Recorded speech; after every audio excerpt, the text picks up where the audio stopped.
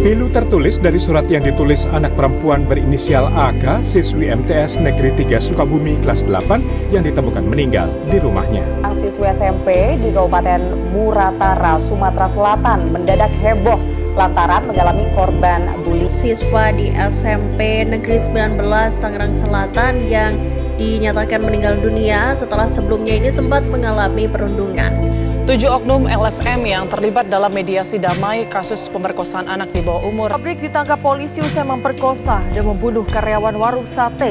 Dari hasil investigasi Lembaga Bantuan Hukum Padang, AM diduga meninggal akibat disiksa. Dari kehidupan kita sehari-hari, masih ada banyak pelanggaran hak asasi manusia yang sering tidak terlihat. Kasus pemerkosaan, perundungan, dan penyiksaan ternyata masih terus terjadi, baik di lingkungan sekolah, kampus, tempat kerja, maupun saat seseorang berurusan dengan aparat. Setiap kasus bukan hanya berita yang lewat begitu saja. Di dalamnya, ada korban yang kehilangan rasa aman, harga diri, bahkan masa depan.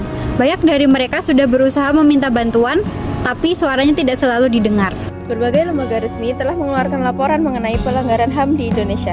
Yang pertama, Kontras 2024-2025 merilis bahwa 66 kasus penyiksaan hanya dalam kurun waktu setahun terakhir. Penyiksaan terjadi pada warga sipil, mahasiswa, hingga tahanan.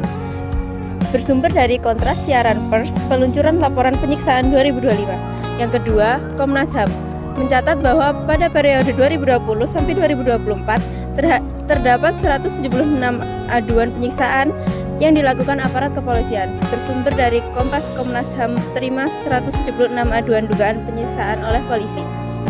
Yang ketiga, kasus kekerasan seksual berbasis etnis Mei 1998 secara resmi diakui sebagai bagian dari kejahatan terhadap kemanusiaan, termasuk pemerkosaan dan penyerangan sistematis. Bersumber dari Antara News, pernyataan Komnas HAM. Lalu yang keempat, Komnas Perempuan menemukan 13 kasus penyiksaan seksual oleh aparat dalam laporan tahunannya. Bersumber dari Komnas Perempuan Hari Anti Penyiksaan. Yang kelima, kasus perundungan juga meningkat dan mengakibatkan korban jiwa. Contohnya adalah kasus mahasiswa Universitas Udayana TAS 22 yang meninggal akibat tekanan dan bullying teman kampus yang sempat viral di media sosial. Bersumber dari Detik, fakta kematian mahasiswa UNUD karena bullying. Yang keenam, penyiksaan Papua 2024 memperlihatkan aparat memasukkan warga ke dalam drum, memukuli, dan merekam aksinya. Video ini viral dan mendorong TNI menahan 13 prajurit. Bersumber dari Human Rights Watch, Indonesian Army apologies after torture video goes viral. Data-data ini menunjukkan satu pesan, pelanggaran HAM bukan sekedar kejadian langka, tapi masalah sistematik yang berulang. Berikut beberapa contoh yang paling menonjol dalam beberapa tahun terakhir. Yang pertama, penyiksaan di Papua.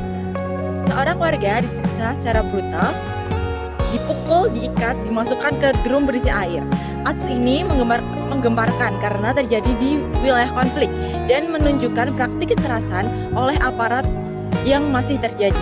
Yang kedua, kematian mahasiswa akibat bullying. Kasus Timothy Anugrah Saputra dari Udayana memperlihatkan bagaimana tekanan sosial dan perundungan dapat menghilangkan nyawa seseorang. Bukan sekadar bercanda, ini adalah kekerasan psikologis dan fisik yang melampaui batas. Yang ketiga, pemerkosaan dalam kerusuhan Mei 1998. Puluhan perempuan mengalami kekerasan seksual secara massal, terorganisir, dan berbasis etnis. Hingga hari ini, banyak pelaku belum diadili.